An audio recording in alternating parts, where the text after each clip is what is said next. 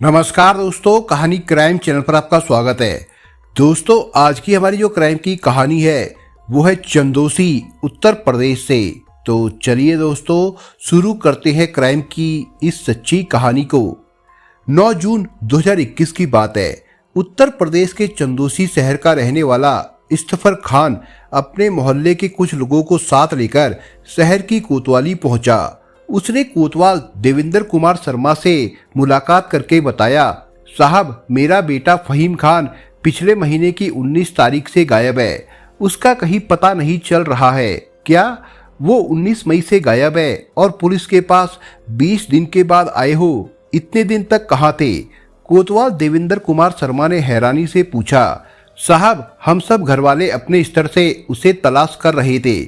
हमने उसे सभी जगह पर ढूंढा मगर उसके बारे में कोई जानकारी नहीं मिली। उसका मोबाइल फोन भी बंद आ रहा है। कहते हुए इस्तफार की आंखों से आंसू छलक आए। कितनी उम्र है तुम्हारे बेटे की और वो करता क्या है?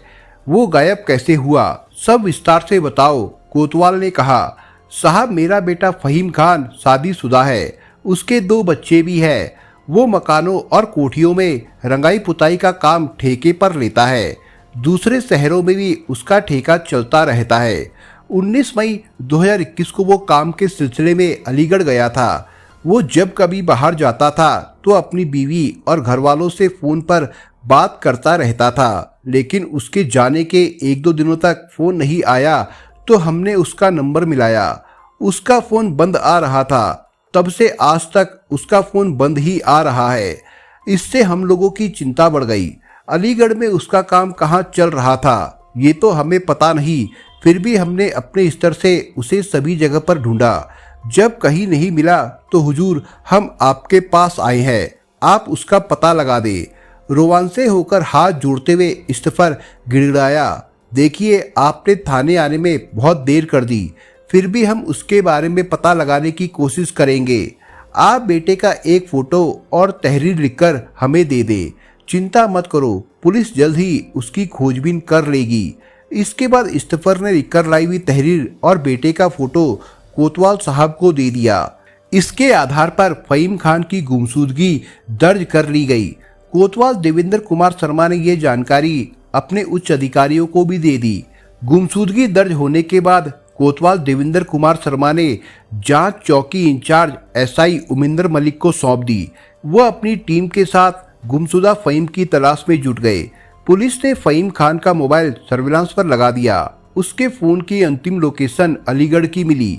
जिस इलाके की लोकेशन मिली थी, पुलिस टीम ने उस इलाके में पहुंचकर सीसीटीवी कैमरों की फुटेज देखी, लेकिन कोई सुराग नहीं मिला। कोतवाल देवेंद्र कुमार शर्मा ने फहीम के बारे में जांच कराई तो पता चला कि वो आशिक मिजाज व्यक्ति था। तब उन्होंने उसी दिशा में जांच करने के निर्देश एसआई उमिंदर मलिक को दिए। इंस्पेक्टर की लाइन पर काम करते हुए चौकी इंचार्ज उमिंदर मलिक ने जांच शुरू की। चौकी इंचार्ज को जानकारी मिली कि फहीम का रामपुर जिले के पटवाई गांव की शाहिदा के साथ चक्कर चल रहा था। फहीम की शाहिदा से मुलाकात उसकी एक परिचित अफसाना ने कराई थी। अफसाना अलीगढ़ के फिरदौस नगर की रहने वाली थी और उसका निकाह सलीम उर्फ शंभू से हुआ था। सलीम फिरदौस नगर में ही अफसाना के साथ किराए पर रहता था। वो फहीम के घर भी आती जाती थी। ये जानकारी मिलने के बाद पुलिस टीम एक बार फिर अलीगढ़ पहुंची और सलीम और उसकी पत्नी अफसाना को पूछताछ के लिए चंदौसी ले आई। पुलिस ने उन दोनों से फहीम के बारे में पूछा तो वे अनजान बनते हुए बोली कि सलीम को जानते ही नहीं है, लेकिन जब उनसे सख्ती की गई तो उन्होंने स्वीकार कर लिया कि फहीम इस समय दुनिया में नहीं है। हत्या करने के बाद उन्होंने उसके शव को हरदुआगंज की नहर में फेंक दिया था। हत्या की खबर सुनते ही पुलिस भी चौंक गई। पुलिस को फहीम का शव बरामद करना था, इसलिए उन दोनों को साथ लेकर हरदुआगंज में नहर के ऊपर बने पुल पर पहुंची। वहीं से उन्होंने उसके शव को नहर में फेंका था। पुलिस ने गोताखोरों की सहायता से जाल डलवाकर वहां शव की खोजबीन कराई, लेकिन सफलता नहीं मिली। तब पुलिस ने उस क्षेत्र के थानों में संपर्क करके किसी पुरुष के लावारिस शव बरामद करने के बारे में पूछा। तब वहां के थाना प्रभारी ने बताया कि 28 मई को नहर के किनारे से 2 शव बरामद हुए थे, जिनका अंतिम संस्कार भी कर दिया था। दोनों के कपड़े पुलिस के पास सुरक्षित रखे थे। पुलिस ने वे कपड़े फहीम खान के घर वालों को दिखाए। इतने दिनों में कपड़ों की हालत भी खराब हो चुकी थी, लेकिन फहीम खान की पत्नी ने पैंट पहचान ली, क्योंकि उसने पति फहीम की टाइट पैंट उधेड़कर ढीली की थी। इसके बाद पुलिस ने अफसाना की निशानदेही पर हत्या में शामिल उसकी सहेली शाहिदा और उसके भाई जीशान को भी गिरफ्तार कर लिया। इन चारों से पूछताछ करने के बाद फहीम की हत्या के पीछे की जो कहानी सामने आई वो कुछ इस प्रकार से थी। उत्तर प्रदेश के जनपद पीतल नगरी मुरादाबाद से सटा है जिला संभल। चांदी के वर्क करने के अलावा मेंथा, तंबाकू और आलू की खेती भी बड़े पैमाने पर यहाँ पर की जाती है। संभल से करीब 25 किलोमीटर की दूरी पर एक शहर जैसा तहसील मुख्यालय चंदौसी है। चंदौसी के सीकरी गेट मोहल्ले में स्थित पुलिस चौकी के बगल में ही इस्तिफर खान का परिवार रहता था। उसके 4 बेटे थे। तस्वुर खान, फहीम खान और वसीम खान का विवाह हो चुका था, जबकि चौथा बेटा सलीम खान अविवाहित था। बेटों के अलावा इस्तिफर की 4 बेटियां भी थी, जिसमें से एक की मौत हो चुकी थी। फहीम खान रंगाई पुताई का ठेकेदार था। फहीम का अलीगढ़ में भी ठेके का काम चल रहा था। वहीं पर उसकी एक दिन क्वारसी क्षेत्र के फिरदौस नगर के रहने वाले सलीम उर्फ शंभू से मुलाकात हुई, जो बाद में दोस्ती में बदल गई। इसके बाद सलीम और उसकी पत्नी अफसाना का फहीम के घर आना जाना शुरू हो गया। एक तरह से दोनों के पारिवारिक संबंध हो गए थे। धार्मिक विचारों का फहीम बदायूं में स्थित नामी मजार पर जाता रहता था। इन्हें छोटे सरकार और बड़े सरकार के नाम से जाना जाता है। एक बार अफसाना भी उसके साथ थी। मजार पर अफसाना की सहेली शाहिदा भी मिल गई। शाहिदा अफसाना की सहेली थी, जो रामपुर जिले के गांव हाजी नगर में रहती थी। ये साल 2013 की बात है। शाहिदा की माँ भी बदायूं शरीफ में अक्सर आती थी और कई कई दिन वहाँ पर रुका करती थी। इनके 3 बेटे और 3 ही बेटियां थी, रजिया, नाजिया व शाहिदा, तथा भाई जीशान भी माँ के साथ बदायूं आता जाता रहता था। शाहिदा अफसाना की सहेली बन गई थी। फहीम पहली मुलाकात में ही शाहिदा को अपने दिल में बसा चुका था। बाद में इन दोनों की फोन पर बातें होने लगी। इनके बीच हुई दोस्ती प्यार में बदल चुकी थी। फहीम शाहिदा के ऊपर खूब पैसे खर्चा करता था, क्योंकि उस समय तक वो अविवाहित था। दोनों ही जिंदगी साथ गुजारने और भविष्य के सुनहरे सपने का ताना बाना बुनते रहते। एक दिन फहीम खान की बाहों में समाई शाहिदा ने कहा कि हम कब तक ऐसे छिप छिप कर मिलते रहेंगे, जल्दी शादी करो और मुझे अपने घर लेकर चलो। इस पर फहीम ने कहा, अभी थोड़ा और इंतजार करना पड़ेगा। मैंने सऊदी अरब जाने की योजना बना ली है और वहाँ नौकरी मिल गई है। वहाँ से खूब सारा पैसा कमाकर लेकर आऊँगा, फिर दोनों अपने अलग घर में आराम से जिंदगी गुजारेंगे। उसी दौरान फहीम सऊदी अरब चला गया। वो कई साल बाद वहाँ से लौटा तो काफ़ी उपहार अपनी प्रेमिका शाहिदा को भी लाकर दिए। एक दिन प्रेमी प्रेमिका दोनों अपने भविष्य का ताना बाना बुन रहे थे, तभी शाहिदा के मोबाइल की घंटी बजी। फोन फहीम खान ने रिसीव किया। कॉल करने वाले की बात फहीम के खानों में जैसे जहर घुल गई। वो बोला, कैसी हो मेरी जान, मैंने कल कॉल की थी लेकिन तुमने रिसीव नहीं की, कोई परेशानी हो तो बताओ, गुलाम तुरंत हाजिर होगा। फहीम कुछ देर तक चुपचाप उसकी बातें सुनता रहा।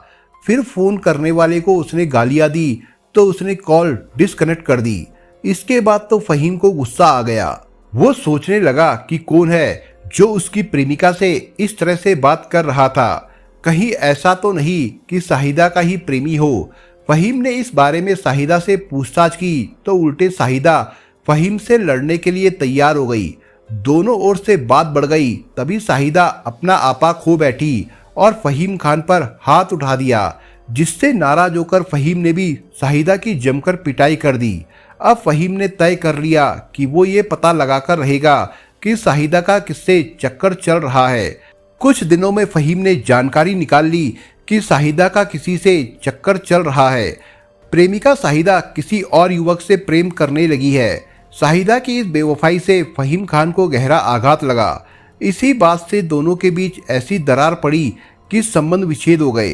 फहीम खान खोया खोया सा रहने लगा। उसका दिल टूटने का एहसास परिजनों को हुआ तो उन्होंने फहीम खान की शादी बरेली शहर में कर दी। ये बात करीब 4 साल पहले की है। अब उसके 2 बच्चे भी हैं। उधर शाहिदा से उसके दूसरे प्रेमी ने कई साल रिलेशनशिप रखा। दोनों छिप छिप कर मिलते रहे, लेकिन अंत शाहिदा के अनुमान के विपरीत निकला। दूसरे प्रेमी ने उससे शादी से साफ इनकार कर दिया। इससे शाहिदा के दिल के अरमान आंसुओं में बहने लगे।